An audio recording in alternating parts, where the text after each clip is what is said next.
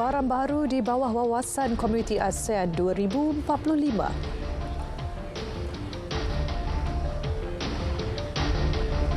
Prestasi kewangan Kerajaan Persekutuan lebih baik pada 2023. Assalamualaikum, salam Malaysia Madani.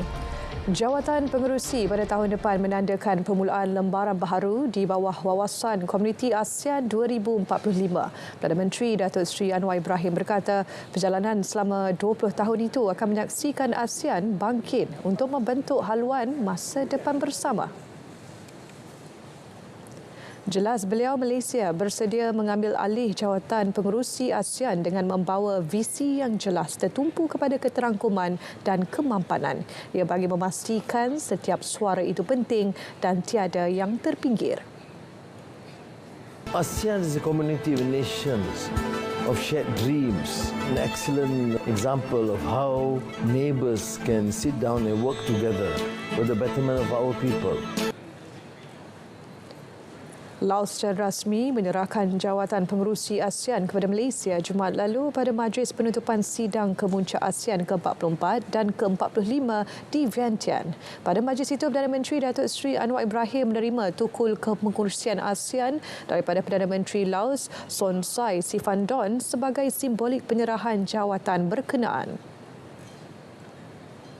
Selaku negara pengemudi persidangan ASEAN 2025, Kuala Lumpur komited selesaikan isu berkaitan Laut Cina Selatan. Komitmen dizahirkan menerusi pelbagai libat urus termasuk menjadi negara penyelaras hubungan dialog ASEAN-China sehingga 2027.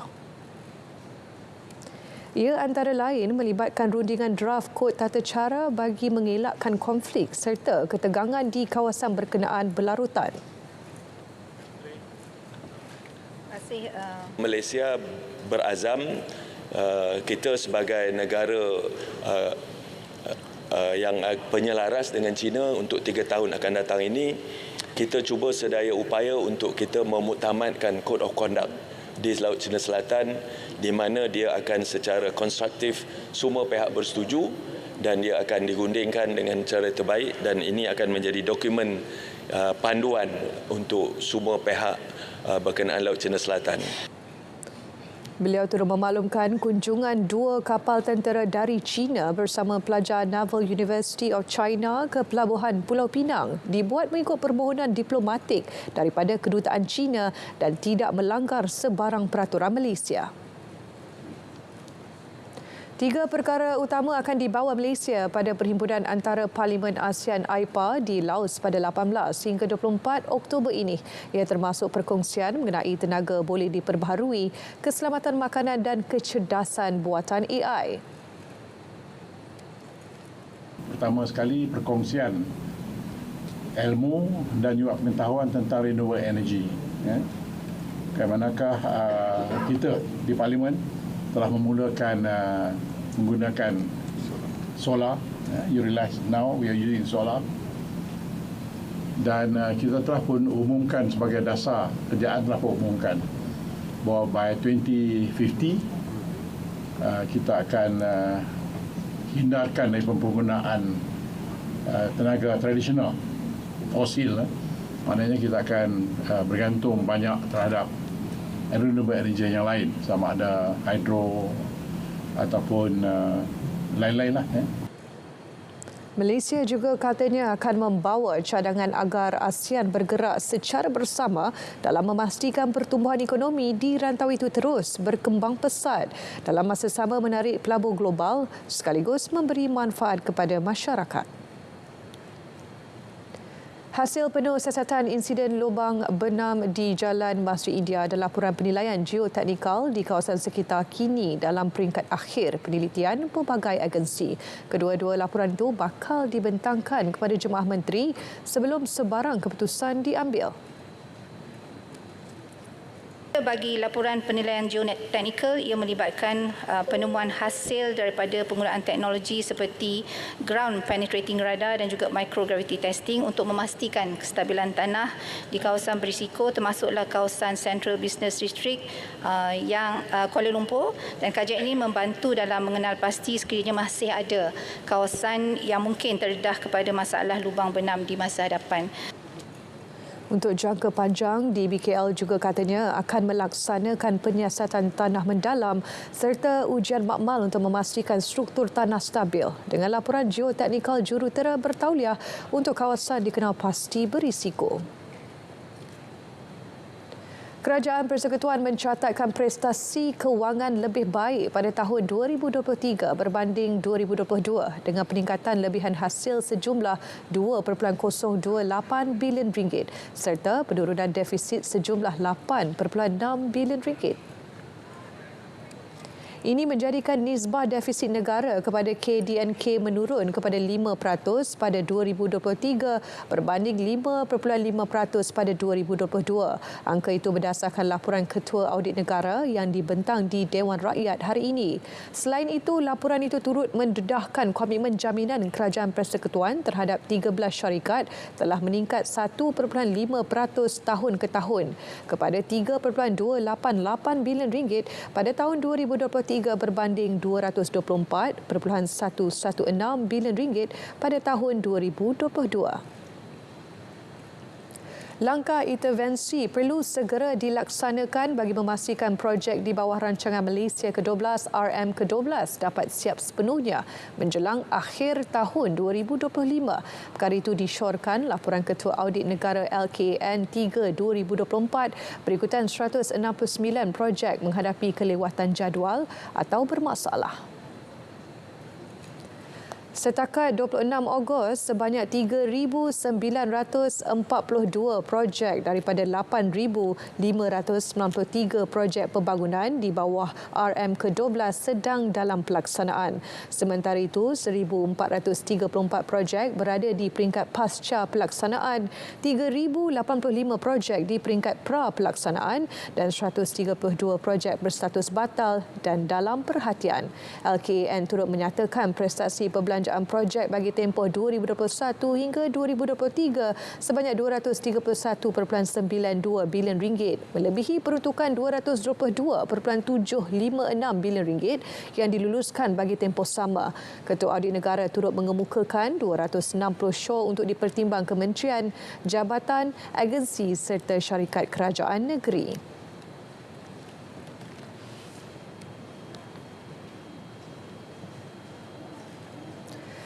Mengenai ahli-ahli GISBH, satu program rehabilitasi secara sukarela diwujudkan bagi memastikan aspek akidah dan kelangsungan hidup mereka terjamin.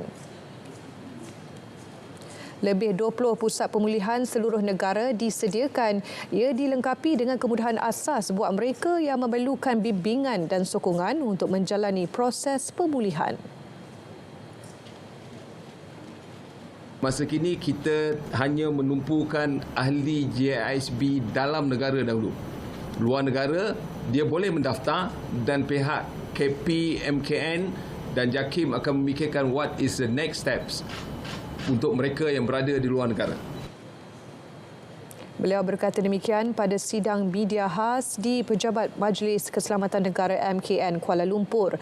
Pelaksanaan program secara berfasa itu di bawah kendalian MKN, JAKIM serta Jabatan Kebajikan Masyarakat. Sementara itu, Ketua Pengarah JAKIM, Datuk Dr. Sirajuddin Suhaimi memaklumkan modul program pemulihan itu dilaksana selama 90 hari. Ia merangkumi beberapa aspek secara komprehensif sebelum penilaian dibuat kepada peserta.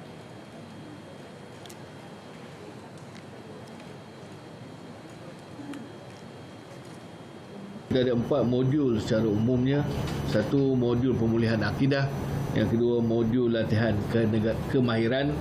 Yang ketiga, modul kenegaraan dan modul pendidikan dan kaunseling.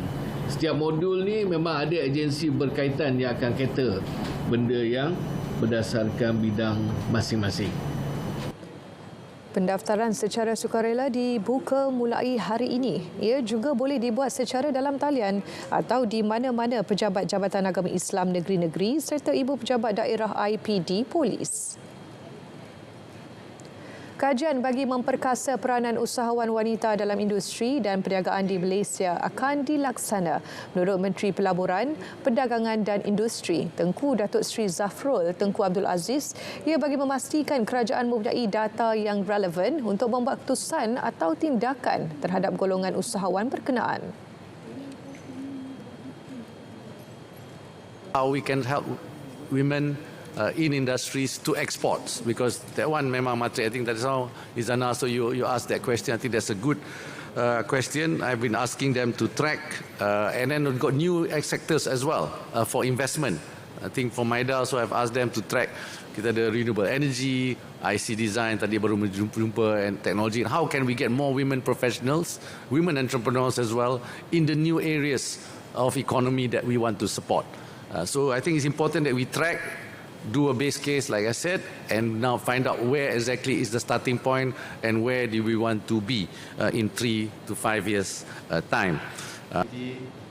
Tambah beliau, sesi libat urus sangat berharga bagi MITI khususnya dalam konteks Women in Trade and Industry WITI kerana ia membuka ruang untuk berkongsi pendapat bagi idea penambahbaikan terutama dalam She Economy. Jelas beliau pada Majlis Makan Tengah Hari bersama WITI, Anjura Pertubuhan Hal Ehwal Wanita dan Keluarga Malaysia, Hawa Malaysia.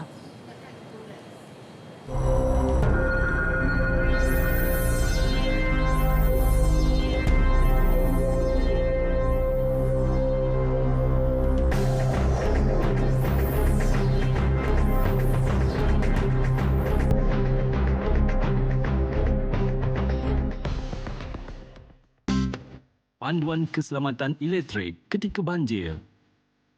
Jangan guna peralatan elektrik ketika banjir. Pastikan suis utama ditutup. Jangan sentuh peralatan atau kabel elektrik. Simpan peralatan elektrik di tempat selamat. Jangan sentuh tiang elektrik. Elak kawasan yang mempunyai talian elektrik semasa bergerak dalam banjir.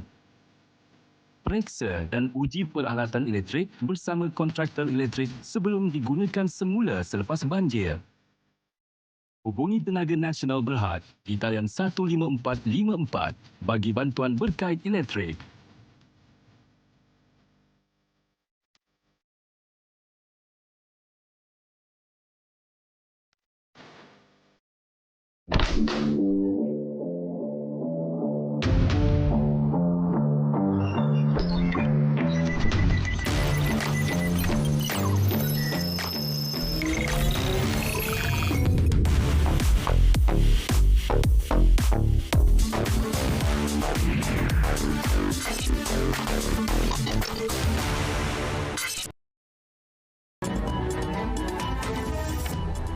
Persua kembali. Yang di-Pertuan Agong Sultan Ibrahim dan Raja Permaisuri Raja Zari Sofia diberi sambutan negara di Istana Nurul Iman, Bandar Seri Begawan, Brunei. Keberangkatan tiba Seri Paduka Baginda berdua ke istana itu disambut Sultan Brunei, Sultan Hassanal Bolkiah dan Raja Isteri Pengiran Anak Salehah. Istiadat sambutan negara dimulakan dengan Sultan Ibrahim dan Raja Zari Sofia menerima hormat diraja oleh Angkatan Bersenjata Diraja Brunei, Tentera Darat Diraja Brunei. Lagu kebangsaan kedua-dua negara dimainkan diikuti dengan 21 das tembakan meriam. Sultan Ibrahim diiringi Sultan Hassanal Bolkiah berkenan memeriksa pembarisan kawalan kehormatan daripada Angkatan Bersenjata Diraja Brunei. Sejurus selepas itu, Seri Paduka Baginda berdua diperkenalkan kepada kerabat Diraja Brunei dan Menteri Kabinet serta Ketua Perwakilan Asing di negara itu. Berangkat sama dalam istiadat itu Tunku Temenggung Johor Tunku Idris Iskandar Sultan Ibrahim. Baginda berdua kemudian berangkat ke Ceradi Laila Kencana bagi sesi kunjungan menghadap Sultan Hassanal Bolkiah. Lawatan negara pertama Sultan Ibrahim ke Brunei itu bagi memenuhi undangan Sultan Hassanal Bolkiah. Dibina tahun 1980 dan mula beroperasi pada Mac 1982, Klinik Kesihatan KK Sundar di Lawas yang sudah berusia 42 tahun terus beroperasi sehingga kini. Mahukan rakyat mendapat kemudahan terbaik, KK Sundar kini lebih selesa dengan beberapa naik taraf dilakukan di fasiliti kesihatan tertentu melalui Belanjawan 2024 yang dibentangkan Perdana Menteri Datuk Seri Anwar Ibrahim yang juga Menteri Kewangan.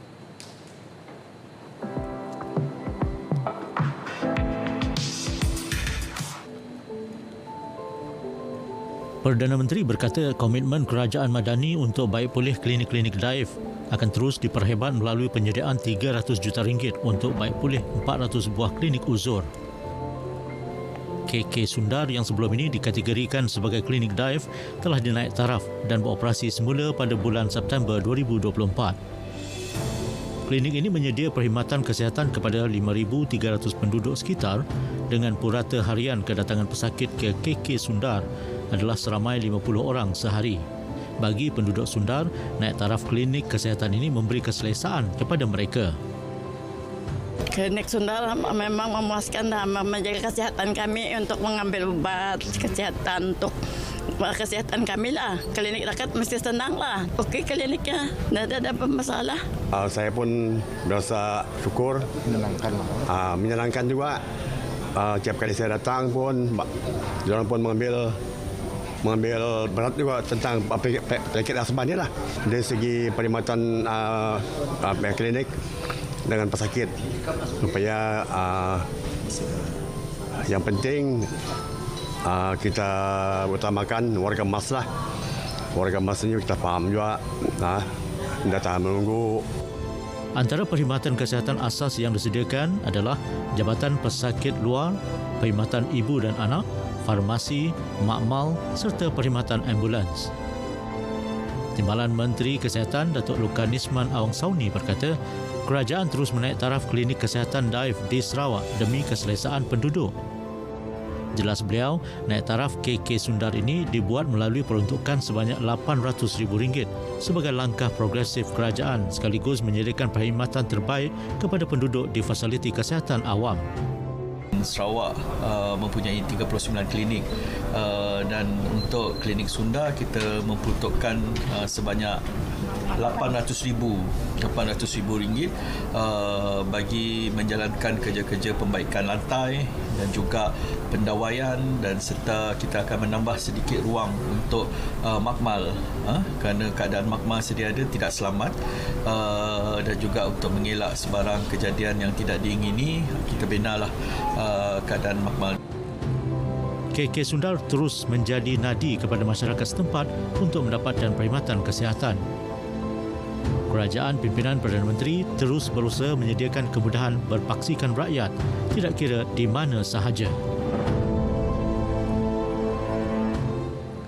Masih ada ruang untuk kerajaan mengoptimumkan perbelanjaan meski terdapat keperluan untuk meningkatkan hasil.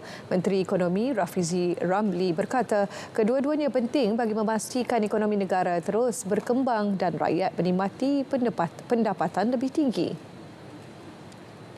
Pengukuhan ekonomi negara dan ringgit ketika ini dapat mengurangkan tekanan subsidi dan kekangan dalam usaha kerajaan mencapai sasaran fiskal.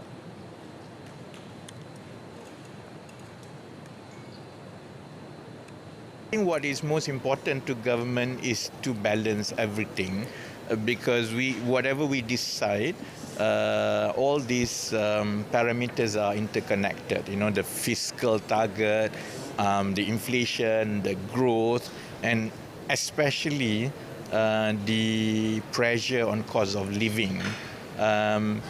The ultimate objective is to make our public finance a lot more sustainable.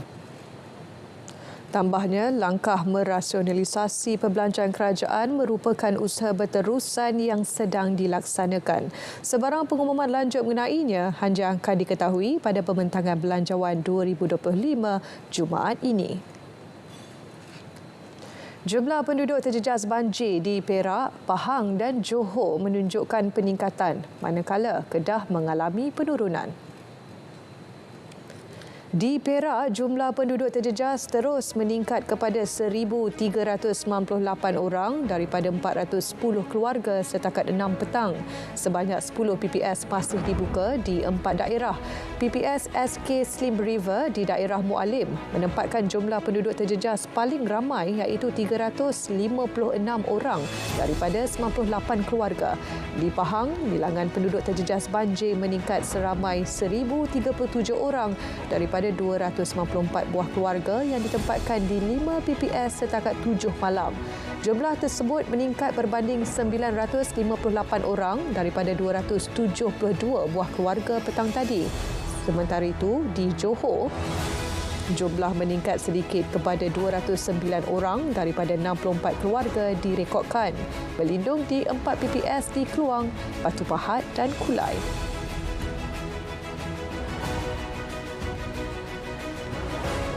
Di Melaka pula, seramai 238 penduduk terjejas banjir daripada 79 buah keluarga masih ditempatkan di 4 PPS. Sebanyak 13 kawasan terlibat banjir di daerah Jasin dan Melaka Tengah dan jumlah penduduk terjejas di Kedah terus menurun dari 2,257 ke 1,850 orang daripada 726 ke 606 keluarga. Berikutan beberapa tempat sudah semakin pulih.